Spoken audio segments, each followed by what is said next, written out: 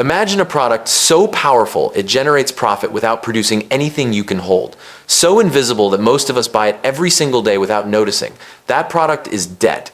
Far from neutral, it's been deliberately shaped into the most profitable product in human history. It has funded wars, toppled empires, steered nations, and quietly drained the wealth of ordinary people. Ask where debt came from, who designed it, and why it dominates, and most can't answer. Debt is more than economics. It's the story of money and power. In its simplest form, debt is a promise. Borrow today, pay tomorrow. Hidden in that promise is interest, a mechanism that turns time itself into profit. Ancient Mesopotamians recorded debts on clay tablets, then periodically wiped them clean. Leaders understood. When too many citizens were trapped in obligations, the system failed. In the Hebrew tradition, a jubilee every 50 years was commanded. Debt was dangerous, capable of enslaving entire populations if left unchecked. Fast forward to medieval Europe. The church banned usury, excessive interest. But markets adapted. Merchants disguised loans as trade contracts. Bankers invented instruments that looked like anything but a loan. By the Renaissance, families like the Medici built empires on lending. They financed kings, popes, and merchants, trading money for leverage. Debt shifted from a mere tool to the engine of power. The 17th century transformed everything. The Dutch, fighting for independence, sold government bonds to citizens, pay interest, trade the debt like property. War no longer ended when the treasury ran dry. The future could be sold indefinitely. England copied the model. In 1694, the creation of the Bank of England formalized national debt. The state borrowed from a central bank that issued notes backed by those loans. Government didn't just raise debt in emergencies, it lived on it, rolling it forever. Bankers became indispensable to the crown. Lending to governments proved the safest bet because taxes could always be raised. Wars that once bankrupted kings could now be financed without end, expanding empires and markets and creating more opportunities for debt. By the 18th and 19th centuries, bond markets in London, Paris, Amsterdam pulsed at the heart of global finance. Armies marched, ships sailed, colonies were conquered on borrowed money. Industrial capitalism scaled the cycle.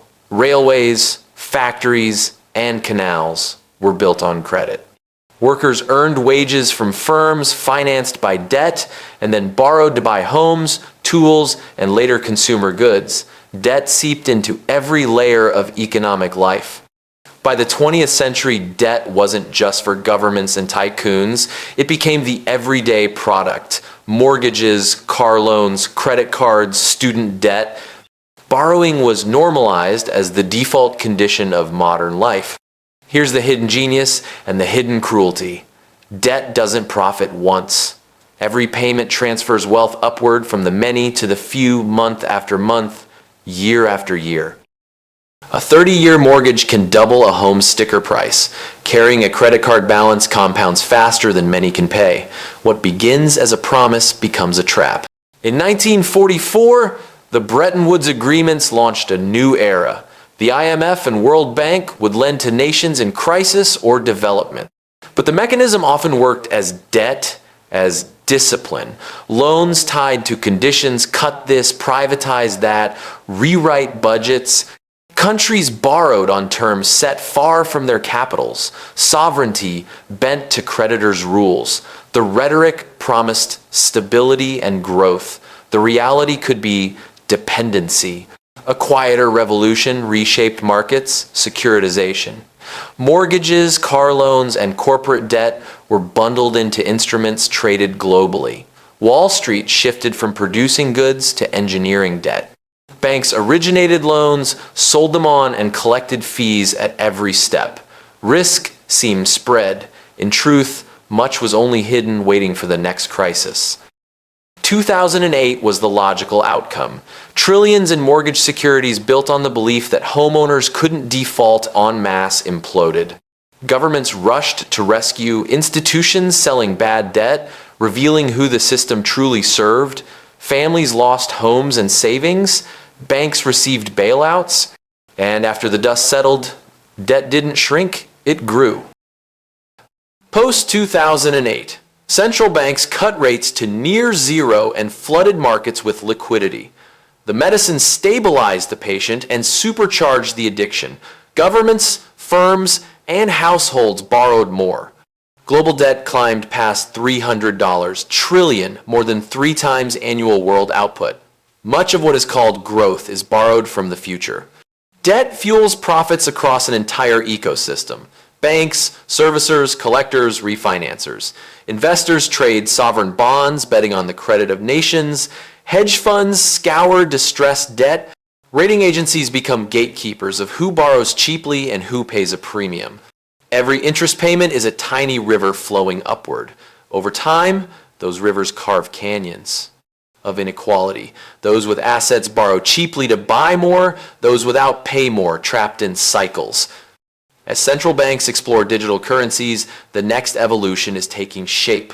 Programmable, traceable money, algorithmically approved loans, rates adjusted in real time, penalties enforced instantly. Efficiency for the creditor can mean less freedom for the debtor. The most profitable product in history is being upgraded, again, far from public view. Debt is not neutral. It's a product intentionally cultivated to turn time into money-transforming hopes and national struggles into streams of interest. Financial freedom isn't handed down by a system that thrives on keeping you indebted. Real wealth begins with minimizing dependence on borrowing, questioning the promise of easy credit, and recognizing the machine behind every loan offer. History doesn't repeat, but the pattern is clear. From Mesopotamia's tablets to suburban mortgages, from Dutch bond markets to modern derivatives, the story is the same. Debt enriches creditors, burdens debtors, and reshapes the world in favor of those who control the flow of money. The cruelest trick is that we're taught to celebrate it, to confuse borrowing with prosperity.